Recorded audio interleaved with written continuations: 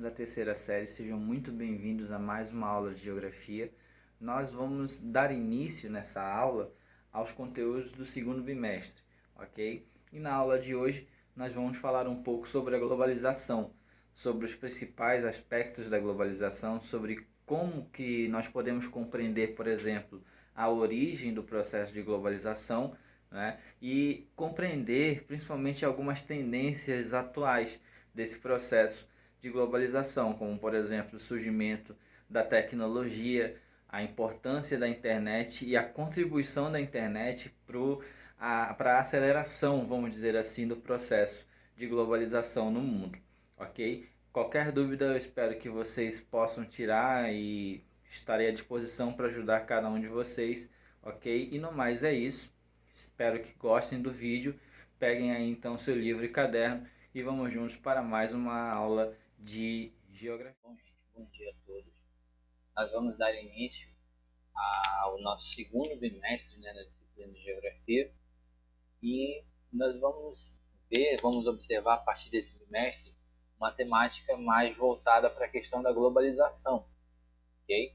Nós já chegamos a ver anteriormente a questão envolvendo as fontes de energia, né, os seus conceitos, a classificação das fontes de energia, também os principais usos e consequências relacionadas, né, à produção da fonte de energia e ao consumo, né, energético tanto no mundo quanto no Brasil. Nós vimos aí alguns exemplos, algumas situações envolvendo a política energética brasileira, por exemplo. Okay? Agora, nesse segundo bimestre, nós vamos ver um pouco mais sobre a temática da globalização.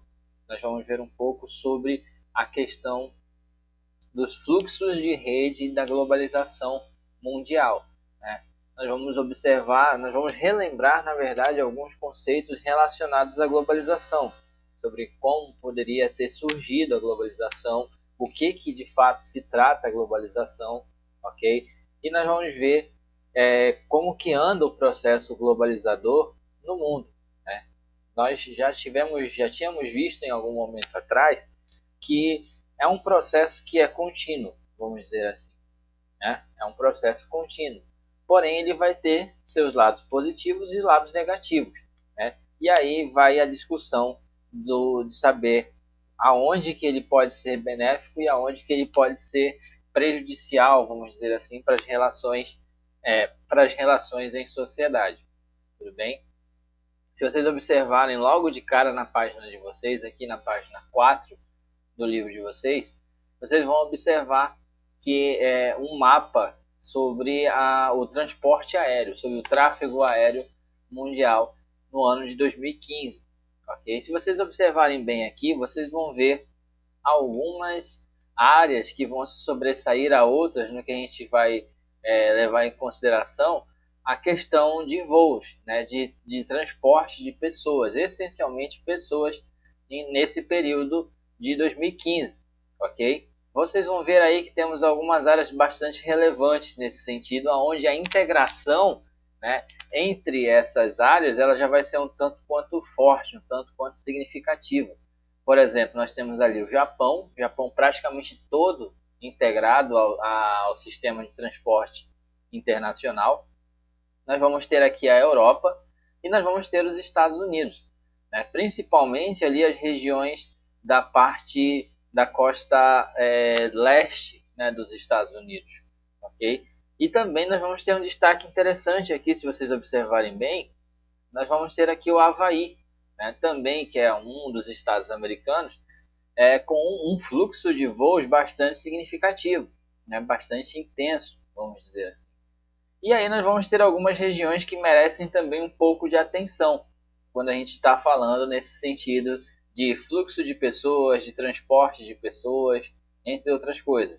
Por exemplo, nós temos ali o Oriente Médio, né, com um destaque principal aqui para a região dos Emirados Árabes, aqui na região de Dubai, né? Nós vamos ter a Índia, nós vamos ter alguns países ali do Sudeste Asiático, né? Por exemplo, a Indonésia, a Malásia, né, o Vietnã, entre outros. Nós vamos ter a China, né? Nós vamos ter a China com seus fluxos de voo bastante significativos nas áreas mais industrializadas e mais desenvolvidas, né, no caso ali no litoral, nas cidades ali de Cantão, Xangai, Hong Kong, né? Nós vamos ter ali na Rússia um pouco já integrado a maioria das partes, né, do território russo, mas com destaque especial, obviamente, para a região de Moscou, que é onde fica o centro do poder russo, ok? E nós vamos ter o destaque para o Brasil, né? O Brasil também, aos poucos, ele vai integrando-se, né, a essa malha intensa de transporte e deslocamento de pessoas, né? Com destaque principal, obviamente, para as grandes cidades brasileiras, né? Rio de Janeiro, São Paulo, algumas áreas ali do Nordeste e algumas áreas ali próximo a Brasília, né? Brasília, que é a capital do nosso país, ok? O que vocês podem observar aí dessa imagem é que os fluxos, vamos dizer assim, os fluxos de pessoas, os fluxos de voos, eles estão sendo cada vez mais intensos, cada vez mais corriqueiros, vamos dizer assim. Cada vez mais as pessoas elas estavam, né, utilizando o transporte aéreo para N finalidades, seja para negócios, vamos dizer assim, viagens a trabalho, seja para viagens de estudo, né, de melhorias, de qualificação profissional, vamos dizer assim, e obviamente seja para viagens turísticas, para conhecer, para fazer compras no exterior, para visitar locais no exterior. Tudo isso daí é uma das várias opções, uma das várias situações que vão se englobar, que vai se englobar, na verdade, a questão da globalização, ok? É um aspecto positivo, porque vai haver aquela interação, aquela aproximação de culturas que não dava para imaginar há 200, 300 anos atrás, ok? Isso é um aspecto positivo, mas vamos ver também mais adiante alguns aspectos negativos da globalização, o que vai levar até ao surgimento de movimentos que são contrários, totalmente contrários à questão da globalização, ok? Vamos avançando aqui um pouco para nós vermos quais são os objetivos que nós vamos encontrar ao estudar esse capítulo agora sobre as globalizações, né? Primeiro, nós vamos ver o que compõe o cenário de globalização atualmente. Um exemplo clássico de como que a globalização ela tem afetado significativamente a nossa sociedade é a questão de que nós estamos vivendo, né? A questão do coronavírus. As doenças, as grandes pandemias anteriores, elas não tinham a mesma velocidade de contágio, vamos dizer assim, que o coronavírus ele acabou adquirindo, né? Tivemos lá a peste negra no século XV, né, 14, 15 da Idade Média, Idade Moderna. Nós tivemos a gripe espanhola, já um tanto quanto recente, século XIX, século XX, e nós tivemos agora o coronavírus. A taxa de contágio das duas outras pandemias, das duas pandemias anteriores, era muito, vamos dizer, significativa, realmente. Porém, a taxa de contágio do novo coronavírus, ela consegue ir numa velocidade ainda maior e alcançar áreas que você sequer imaginava, vamos dizer assim, né? Eram coisas que você só via quando você estudava sobre a gripe espanhola. Porém, nós já podemos ter uma leve convicção assim de dizer que a globalização ela auxilia tanto no processo de interação de culturas, tanto no processo de interação de mercadorias, mas também em aspectos negativos, né? Uma pandemia dessas, a globalização, ela contribuiu significativamente, né? Os fluxos de globalização, vamos dizer assim, né? As pessoas viajando de um lugar para outro para resolver N situações, isso acabou criando um ambiente favorável para a disseminação dessa doença que nós estamos encarando, ok?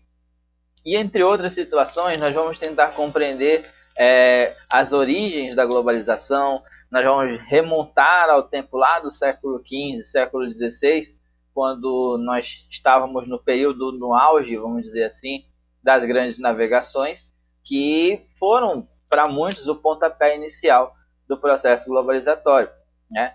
Nós vamos ver como que as transformações econômicas e as transformações tecnológicas, elas contribuíram e contribuem para o processo da globalização, né? Nós vamos ver aos poucos que a tendência da globalização é o encurtamento de distâncias. As distâncias elas estão se tornando cada vez menores, seja na questão do acesso a transportes de locomoção, né?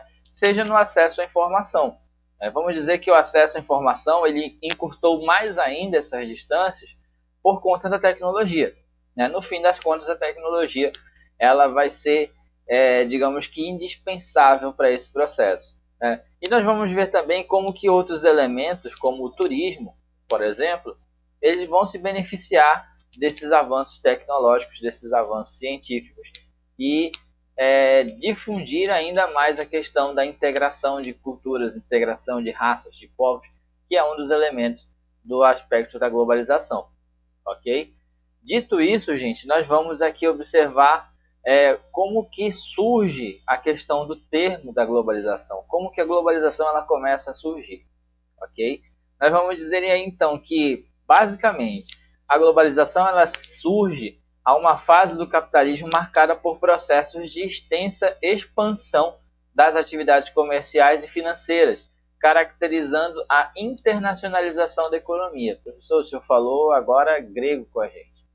Basicamente, gente, resumindo tudo isso daí, a globalização ela é uma fase, um estágio do processo de integração das economias, dos povos, das mercadorias que circulam o mundo afora, todas elas integradas numa mesma rede. A globalização vai ser um processo de interação. Se por um acaso aparecer numa avaliação, numa atividade, perguntando o que se trata a globalização? A globalização é um processo de interação de pessoas, de mercadorias, de serviços. Depende da situação, mas ainda assim vai ser um processo de integração. Ok? Nós vamos observar que, principalmente agora, na última fase da globalização, nós vamos ter o surgimento de uma nova revolução industrial, vamos dizer assim, revolução industrial que vocês já chegaram a ver o conteúdo, quais são as características da revolução industrial, as fases da revolução industrial, mas há muito se diz que nós estamos na terceira fase da Revolução Industrial, que é a chamada Revolução Técnico-Científica, ok? Vamos dizer que é a melhoria contínua dos produtos, dos serviços, dos meios de comunicação. A cada dia eles vão se aprimorando com a tendência de reduzir cada vez mais as distâncias, de cada vez mais as fronteiras, vamos dizer assim, ficarem inexistentes, porque a informação ela vai chegar a todas as situações, a todos os campos, independente de onde esteja localizado. Isso graças ao avanço da tecnologia. E aí, com esse processo técnico-científico industrial, nós vamos dizer que essa integração se tornou cada vez mais intensa. E com essa intensidade maior, nós temos aí, então, o surgimento do processo da globalização, com o processo de integração das culturas, com o processo de integração das economias dos países como um todo, ok? Basicamente isso. E aí vamos avançando um pouquinho mais para nós compreendermos como que surge, quais são as origens da globalização em si. Há muitos, como eu já tinha dito para vocês anteriormente, há muitas pessoas que sugerem que as grandes navegações tinham sido o pontapé inicial do processo da globalização.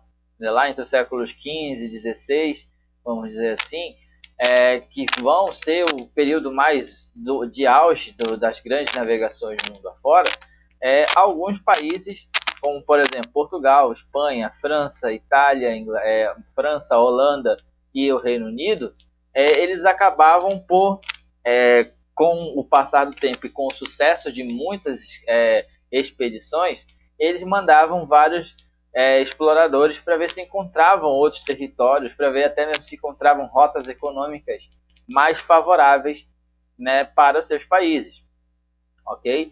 E aí nós vamos ter, logo de cara, descobrimentos de novas regiões, o processo de colonização dessas regiões e o processo de produção de alguns produtos. Por exemplo, no caso do Brasil, o Brasil produzia a questão da cana-de-açúcar. O açúcar era um produto muito visado na Europa, E aí começou também um processo de globalização, a integração com diversas outras economias, em contrapartida eles acabavam recebendo por aquilo, ok? Nós vamos ter aí então o processo inicial da globalização, né? Lá pelo século XIV, século XV, onde vai acontecer no mundo afora muitas transformações significativas, né? Muitas transformações do ponto de vista social, vamos dizer assim, foram surgindo nessa questão da globalização. É assim, gente, se nós formos observar, por exemplo, tomar de partida como as grandes navegações como um elemento inicial do processo de globalização, né, onde as economias elas estavam se integrando, elas estavam se relacionando, vamos dizer assim, nós vamos ter algumas diferenças em relação à globalização nos dias de hoje, né, propriamente dita. Naquela época, vamos dizer assim, que naquela época os recursos, tudo aquilo que eles estavam atrás, eram justamente voltadas para fortalecer os estados, as metrópoles europeias, né? E assim fazer com que essas metrópoles viessem a defender as suas colônias, as suas possessões que eles tinham além dos oceanos, né? E isso daí, vamos dizer que não era ainda um ideal de globalização, né, como a gente conhece nos dias de hoje. Nos dias de hoje, os mercados, a integração global ela é tão intensa que em alguns casos ela consegue sobrepor a ideia de fronteiras, a ideia de separação de países, já que a economia ela vai estar bastante integrada, né? Por exemplo, se acontece alguma coisa que pode prejudicar a economia dos Estados Unidos, o mundo inteiro vai sentir essa questão, essa preocupação, e a economia, naquele dia, a economia global ela pode passar por sérios apuros, né? A mesma coisa se acontece alguma coisa, por exemplo, na China, que possa prejudicar o mercado financeiro, né? Países de extrema relevância, eles têm esse papel na globalização, já que todas as economias elas acabam por ser unificadas, né? Sempre vai haver um problema se uma dessas economias apresentar dificuldade, ok? Ainda hoje, vamos dizer, nos dias de hoje, nós vamos ter a presença das uniões econômicas, dos blocos econômicos, ok? É um exemplo de como que a integração, né, a globalização, ela vai agindo de caráter integrador entre esses países. Boa parte das regiões do mundo possui, né, um bloco econômico específico. Por exemplo, na Europa nós vamos ter a União Europeia, certo? Aqui na América do Sul, nós vamos ter o Mercosul, que é o Mercado Comum do Sul, que tem como participantes o Brasil, o Paraguai, o Uruguai e a Argentina, ok? São exemplos de mecanismos que já estão se adaptando, se adequando à questão da globalização. Lembra que a globalização ela tem um caráter de integração. É um objeto, é um projeto integrador, vamos dizer assim, né? Então, em pleno século XXI, ainda assim, e mesmo em menor número, ainda assim existem aqueles países que querem manter uma política de isolamento em relação ao mercado externo, né? Ainda assim existem alguns países com essa mentalidade, mas boa parte deles já abandonou a questão, vamos dizer assim, a questão ideológica e partiu para a questão de que uma conexão dessas, vamos dizer, com grandes setores financeiros pode ser benéfica demais para o seu país, né? Basicamente isso, ok? Vamos avançando um pouquinho mais aqui, avançando um pouco mais nessa questão da globalização, nós vamos ver que não é só a globalização do mercado financeiro que está bastante interligado, mas a globalização em si, sobretudo com o avanço da internet, né? Vamos dizer assim, a internet ela teve e tem hoje um papel bastante significativo na formação da sociedade. E uma das tendências, né, da sociedade moderna é estar conectada, né? Estar conectada pelo celular, pelo tablet, pelo notebook, pelo computador, em qualquer lugar, vamos dizer assim, né? É a conexão digital, as redes técnico-científicas, vamos dizer assim, que vão ser determinantes e são determinantes nesses últimos tempos, ok? E aqui nesse caso, gente, se vocês forem observar bem, nós vamos ter a influência direta e exclusiva da tecnologia nessa nova globalização, vamos dizer assim, né, relacionada ao mundo em redes, mundo conectado à internet. A internet ela é algo bastante recente, vamos dizer. Ela surgiu há aproximadamente 30, 35 anos, ela surgiu nos anos 80, né? E assim, por pouco tempo que ela surgiu e que ela foi se inovando, e ainda hoje ela está se inovando, se transformando, ela teve um poder de alcance que outras ferramentas de comunicação em massa levaram mais tempo para atingir esse número de pessoas. Se vocês observarem bem aqui, ó, esse gráfico ele mostra o tempo que cada elemento aqui chegou a atingir 50 milhões de usuários. Por exemplo, o rádio ele levou 38 anos para que 50 milhões de pessoas pudessem ter um rádio. Ok? A televisão levou 13 anos para que 50 milhões de pessoas pudessem ter uma TV em sua casa. A internet levou 4 anos para que 50 milhões de pessoas pudessem ter internet disponível, né? Enquanto que a rede social do Facebook, né, ela em 9 meses, na verdade, ela conseguiu dobrar a meta que o rádio conseguiu em 38 anos. Né? O rádio em 38 anos conseguiu ter 50 milhões de pessoas que adquiriram o aparelho.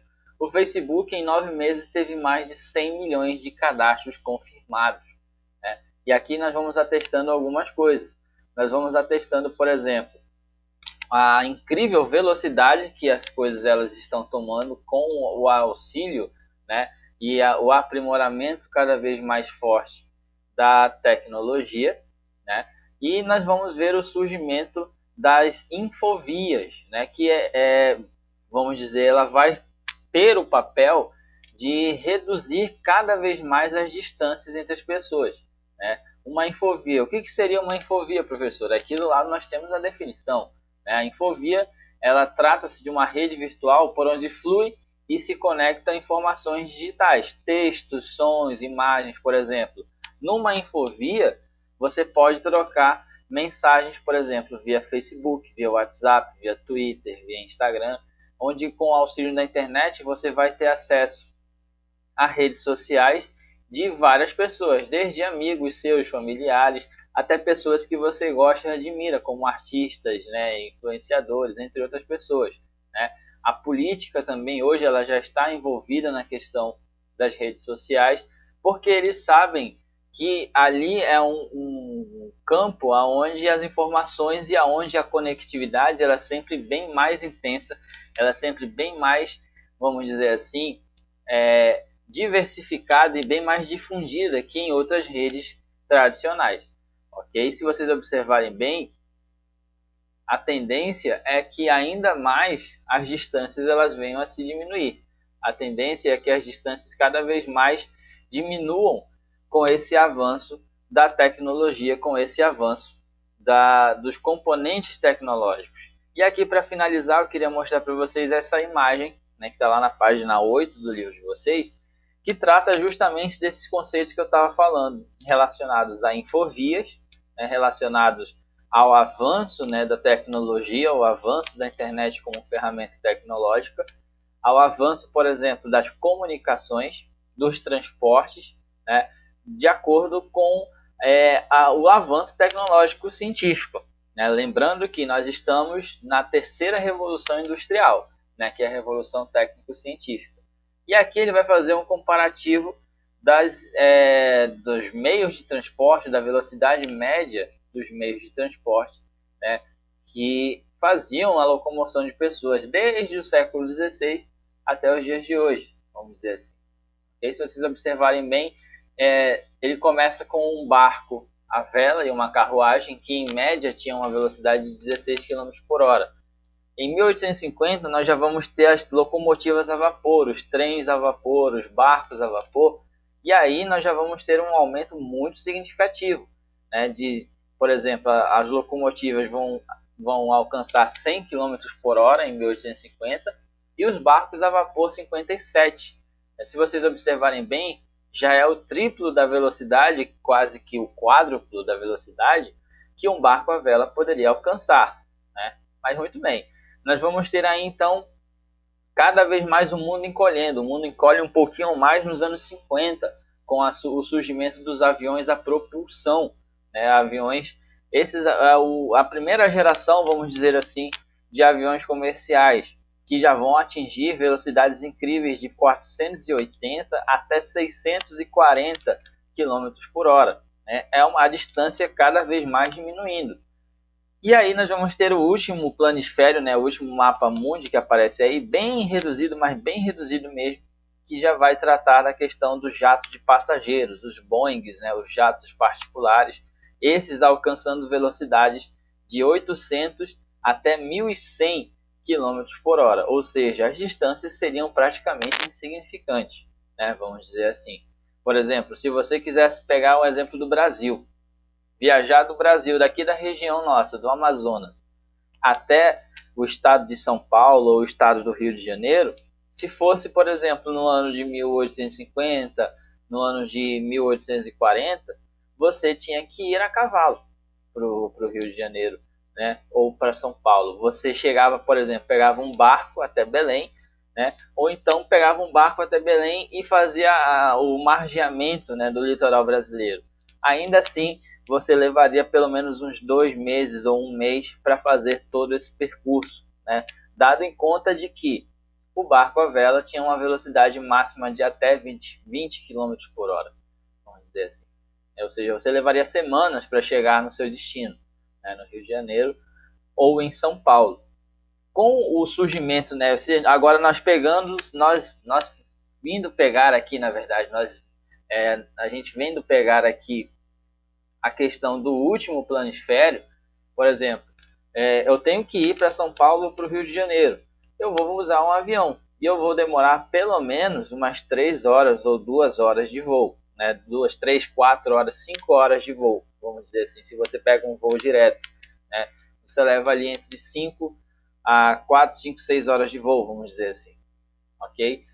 Ou seja, era algo inimaginável há 200, 300 anos atrás. E tudo isso vai se dever graças à questão da globalização, ok? Gente, basicamente esse é o nosso pontapé inicial em relação à globalização, em relação às temáticas da globalização, ok? Eu espero que vocês tenham compreendido. Nós vamos ainda ver muitas coisas, nós vamos ver a influência, por exemplo, dos meios de transporte e de comunicação nesse processo de globalização, ok? Nós vamos ver como que essas infovias elas vão cada vez mais influenciando, né, o nosso cotidiano, as trocas, as relações de sociedade, vamos dizer assim, né? E também vamos ver logo mais adiante a questão dos aspectos positivos e do aspecto negativo da globalização, porque todo lado tem duas moedas e nós vamos observar quais são os dois lados da moeda da globalização. Nós sempre vemos as questões positivas, mas existem também as questões negativas, ok? Então, gente, dito isso, eu espero que vocês tenham gostado do vídeo. Qualquer dúvida que vocês venham a ter, vocês podem chamar, que eu vou estar à disposição para ajudá-los. E no mais é isso, gente. Um forte abraço a todos e até a nossa próxima aula.